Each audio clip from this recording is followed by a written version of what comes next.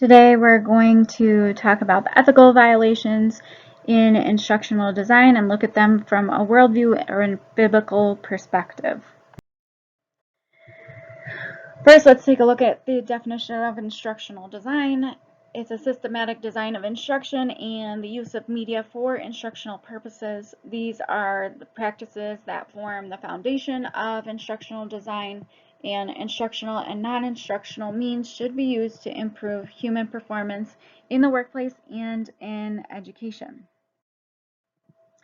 There are several areas in which instructional designers should consider ethical violations or ethics in general when creating their learning programs.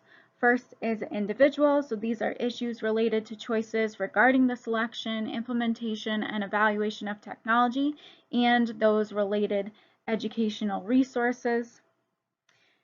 Also including diversity in instructional design. So how we learn and how we design and how we create instruction is different than another person or another designer.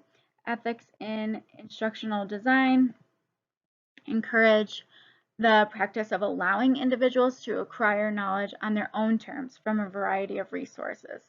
And individually, designers should also take a look at what they're producing does not violate someone's personal rights. The second area is society. So this is looking at the representation of the professional activities and experiences of the designer and making sure that the professional is honest and forthcoming with their expertise and experience. Additionally, they should make sure that opportunities for personal gain are delineated, are differentiated between personal and professional activities. So if it is not related to this design program, then it should not influence the activities or learning objectives or materials that you're producing for this current project. Additionally, designers need to make sure that negative impacts of the use of technology through their program are minimized. And lastly is the professional domain of ethics, and that is just considering the ways that designers can work with other members in the professional, other designers, and that there's a direct connection between these types of people and how the actions among those people, between those people, can be appropriate or inappropriate towards their audience or other people. Designers also have a responsibility to delineate their research, disseminate their research and their information for their colleagues to use or view or edit, and they need to make sure that they are not violating any copyright. So in this presentation, we're going to take a look at this biblical passage and relate it to instructional design. We're going to look specifically at diversity, accessibility, and inclusion, and how that individual ethical right can connect to the Bible. So let's take a look at John chapter 4, verses 1 to 26. Now Jesus learned that the Pharisees had heard that he was gaining and baptizing more disciples than John, although in fact it was not Jesus who baptized, but it was his disciples. So he left Judea and went back once more to Galilee. Now he had to go through Samaria. So he came to a town in Samaria called Sychar, near the plot of ground Jacob had given to his son Joseph. Jacob's well was there, and Jesus, tired as he was from the journey, sat down by the well. It was about noon. When a Samaritan woman came to draw water, Jesus said to her, "Will you give me a drink?" His disciples had gone into town to buy food. The Samaritan woman said to him, "You are a Jew, and I am a Samaritan woman. How can you ask me for a drink?" For Jews do not associate with Samaritans. Jesus answered her, "If you knew the gift of God and who it is that asks you for a drink, you would have asked him, and he would have given you living water." Sir, the woman said, you have nothing to draw with, and the well is deep. Where can you get this living water? Are you greater than our father Jacob, who gave us the well and drank from it himself, as did also his sons and his livestock? Jesus answered, everyone who drinks this water will be thirsty again, but whoever drinks the water I give them will never thirst.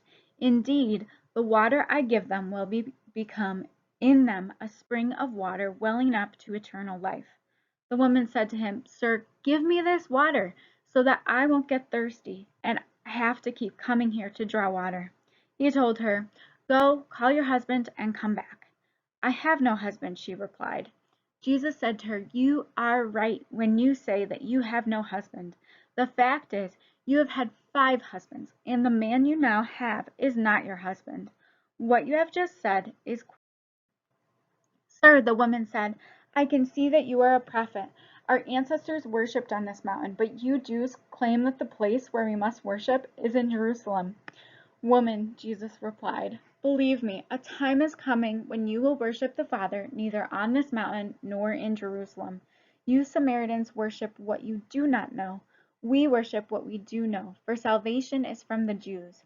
Yet a time is coming and has now come when the true worshippers will worship the Father in the Spirit and in truth, for they are the kind of worshippers the Father seeks.